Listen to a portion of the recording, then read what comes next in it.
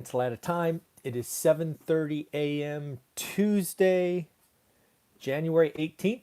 I almost forgot what day it is. Sorry about that. But that's what happens when every day is Saturday.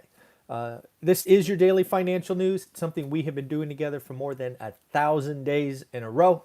And I am proud to say we are hopefully going to be continue doing it for another 1,000 days in a row. So if you like getting your daily financial news in little 10 to 15 minute chunks, do me a favor, like, subscribe, comment, interact with me. Let's get more and more folks engaged in the daily financial news.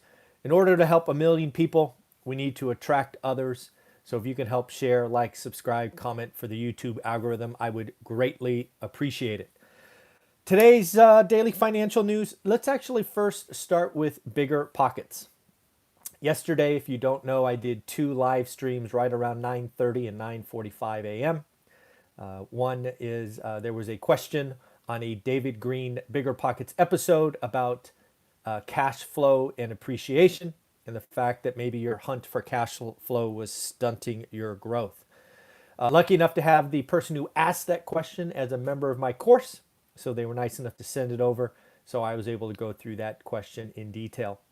And then followed on by that, I went after the broader topic, talking about just the reality of being someone who worked a crazy demanding full-time job, didn't have time to burr, didn't have time to syndicate mobile homes, didn't have time to do all of these things. So one of the things that's happened, because a lot of you have responded on those videos, thank you very much.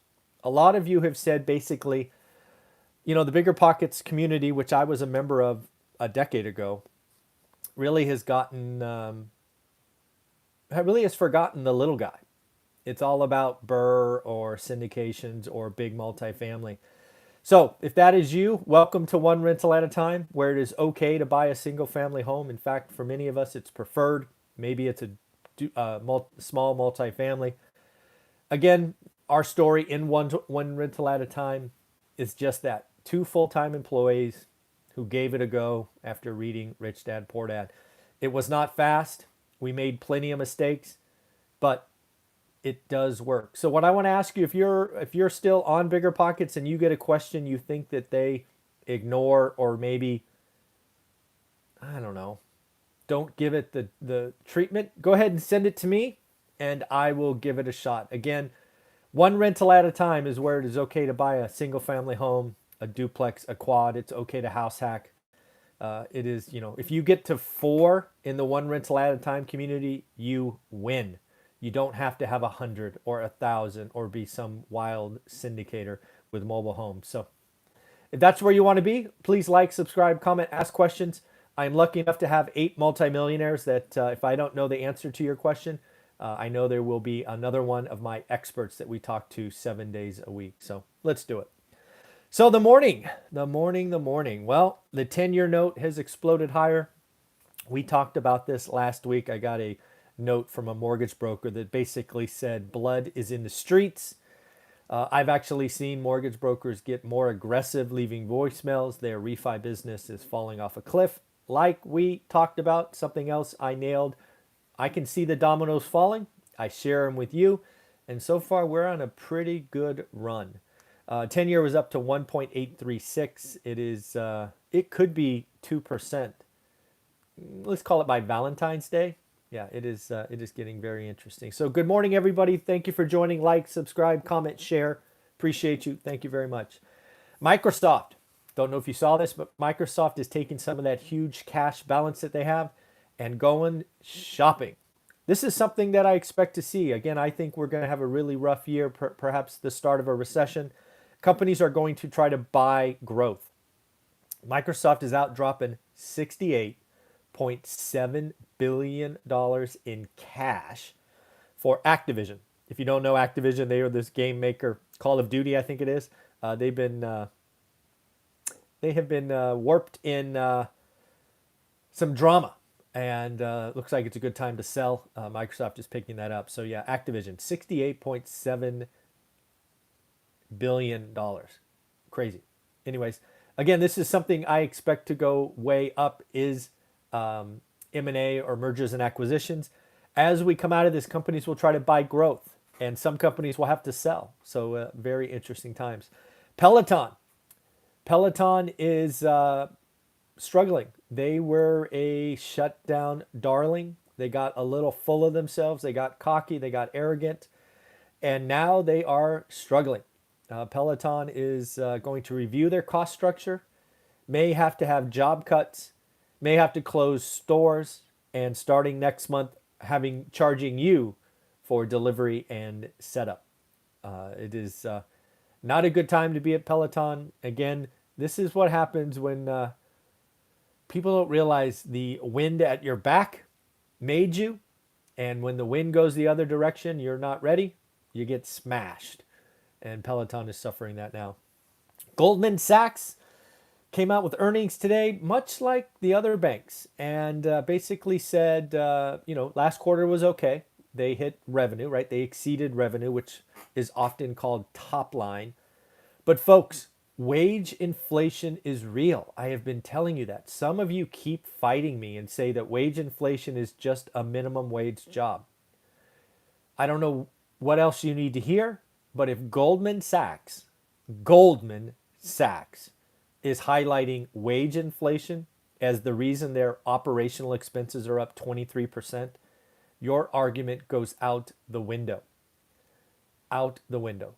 They've had surging expenses, equity slowdown, and yes, higher pay. They have had to pay people more money.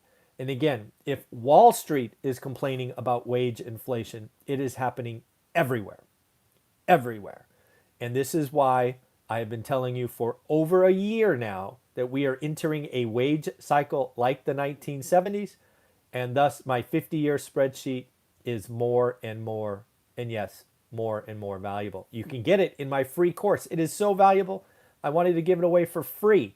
Again, the Teachable link below. Go check it out.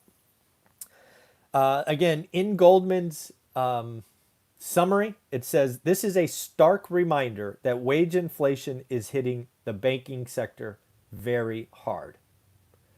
And what was it last week? JP Morgan CFO basically saying we're going to have to lower or accept a lower cash on cash return for the next 2 years. A lot of that is because operational costs and wages.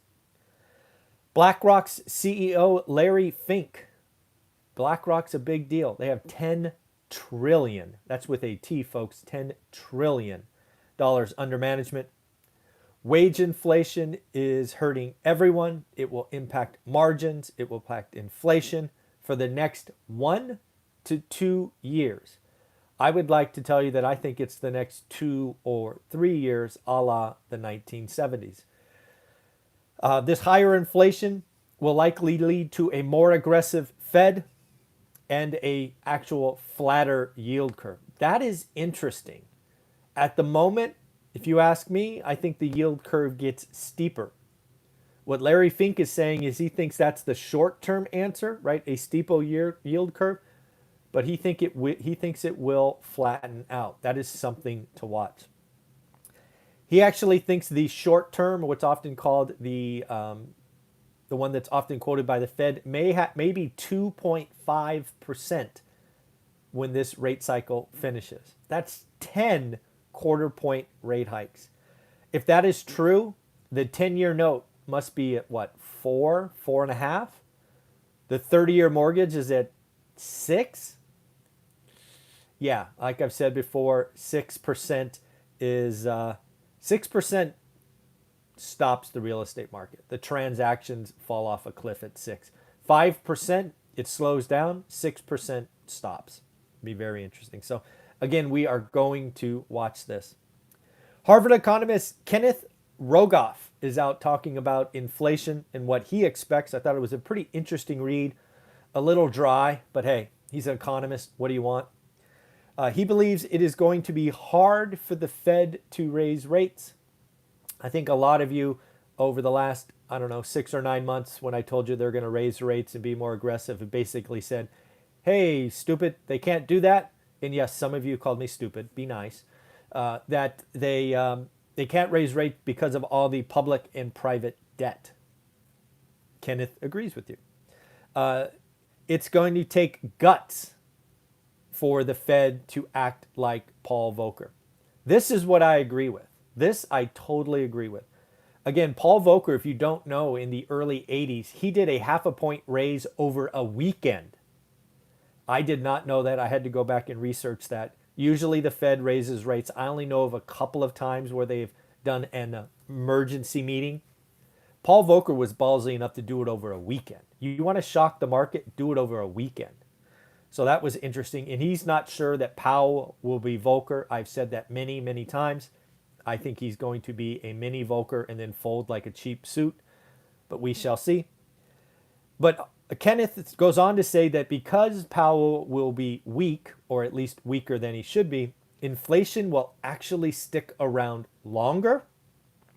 And thus, the Fed will be forced eventually to raise rates higher. When I play that domino or that chess move in my head, it hurts. He's basically saying inflation's going to stick around for 2 or 3 years.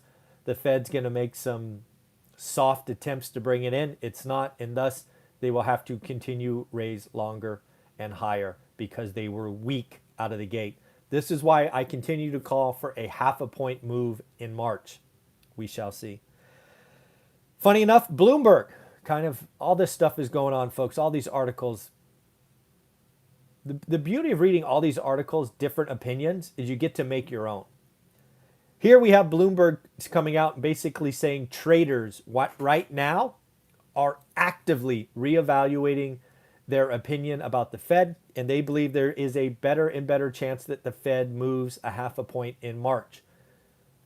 When was my first call on that? 6 months ago?